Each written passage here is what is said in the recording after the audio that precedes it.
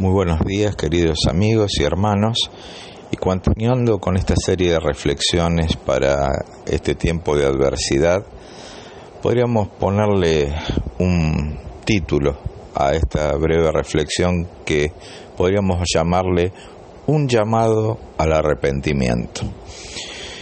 En estos últimos días todos estamos sumamente convulsionados con esta epidemia global que se está viviendo.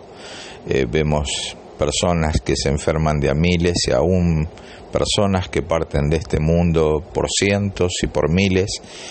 Y todos tenemos la propensión natural de, obviamente, sentir que la muerte está a nuestro alrededor. Pero de la misma manera, se puede pensar ingenuamente o neciamente que eso es producto exclusivamente de la maldad de ciertas personas.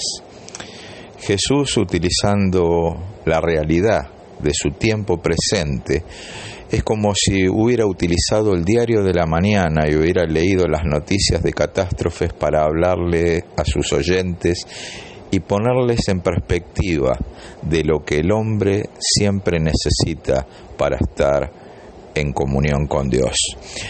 Leemos en el Evangelio según San Lucas, capítulo 13, en la Nueva Traducción Viviente, diciendo lo siguiente: En esos días le informaron a Jesús que Pilato había asesinado a varias personas de Galilea mientras ofrecían sacrificios en el templo. ¿Piensan que esos galileos eran peores pecadores que todas las demás personas de Galilea?, preguntó Jesús. ¿Por eso sufrieron? De ninguna manera. Y ustedes también perecerán a menos que se arrepientan de sus pecados y vuelvan a Dios. ¿Y qué piensan de los 18 que murieron cuando la torre de Siloé les cayó encima? ¿Acaso eran peores pecadores de Jerusalén? No. Y les digo de nuevo, a menos que se arrepientan, ustedes también perecerán. Un pasaje que, si uno no tiene sensibilidad espiritual de ver que más allá de que hay adversidad, y hay llanto y hay sufrir en este mundo, uno puede encontrar en Dios al Dios perdonador, al Dios que ama, al Dios que también es justo y desea y anhela que el hombre se ponga a cuenta con él. Jesús a su auditorio les dijo: ¿Ustedes creen que estas personas que padecieron esta tremenda tragedia, como ser muertos mientras estaban yendo a un servicio religioso, eran personas más pecadoras que ustedes? Jesús le dice: no. Y de la misma manera les dice: ¿Ustedes creen que esas personas que murieron cuando se cayó un estanque, quiere decir cuando ciertas protecciones de un acueducto estaban conteniendo en Siloé y murieron esas 18 personas, eran porque eran más pecadores que ustedes? Y Jesús le dice: no, arrepiéntanse, porque de igual manera ustedes también van a perecer. Y acá el secreto de esta reflexión es la palabra arrepentimiento. Arrepentimiento, podríamos utilizar una gráfica, es cambiar de vía. La vía que nos lleva a la condenación eterna es la vida de todo pecador. Dice la palabra de Dios que por cuanto todos pecaron, estamos destituidos o están destituidos de la gloria de Dios. Quiere decir que no importa si uno se autoconsidera bueno o justo, porque su condición personal es la de pecador. Necesitamos sí o sí arreglar cuentas con el dador de vida. El apóstol Pablo, escribiéndole a la iglesia que se encontraba en Roma, le decía: no hay justo ni aún uno. Y cuando uno lee y oye esto, uno dice: pero Dios, ¿cómo puede permitir esta pandemia? Dios, ¿cómo puede permitir este sufrimiento humano? La mano de Dios es la que rige los destinos de la historia.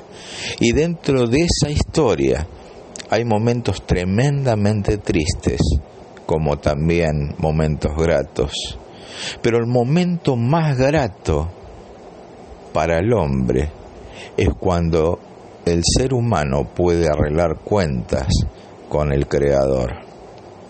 El mismo apóstol Pablo, escribiendo a la iglesia de Roma, dice lo siguiente: mas Dios muestra su amor para con nosotros, que siendo aún pecadores, Cristo murió por nosotros.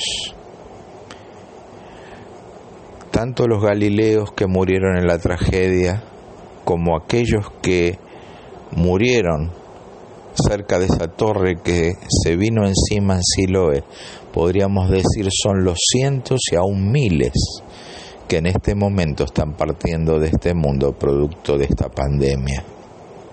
Y en esta pandemia no hará diferencia entre personas justas o personas injustas. Pero lo que sí hará la diferencia es nuestra relación con Dios. Y hoy, en el nombre de Cristo Jesús, quiero invitarte a que des el paso de fe en arrepentimiento, reconociendo tu condición pecadora, diciéndole que necesitas el auxilio sobrenatural de Dios y que Dios pueda ser aquel que te dé un nuevo camino de vida y una esperanza segura en este tiempo de inseguridad, tal vez ya no de la inseguridad del ladrón, sino de la inseguridad ante la enfermedad. Por eso yo te invito a orar allá donde estás diciendo: Dios mío, conozco mi realidad de pecador, te pido perdón, Dios amado, por toda maldad que he cometido hasta el presente. Me arrepiento de todo corazón y quiero recibir el perdón tuyo, Padre amado, a través de Cristo Jesús, quien dio su vida en la cruz del Calvario. Quiero recibirlo en mi corazón y que sea mi dueño, mi Señor, y el que pagó el precio en esa cruz, mi Salvador, creyéndolo por fe, en el nombre de Jesús. Amén. Si uno lee con detenimiento, uno podrá decir: Víctor, esta meditación es muy fuerte para estos tiempos que corren. Sí lo sé. Pero Jesús utilizó esa reflexión tan dura para mostrarles un camino mejor. Y lo que anhela mi corazón es mostrarte ese camino mejor. Y ese camino mejor es vida eterna en Cristo Jesús, Señor nuestro. Ojalá hayas podido haber hecho esta oración de fe.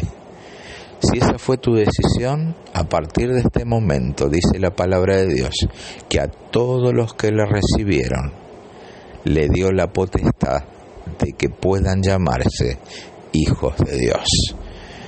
Dios te bendiga grandemente en esta hora. Mi nombre es Víctor Cañizales y me despido deseándote que Dios te bendiga en todo lo que emprendas.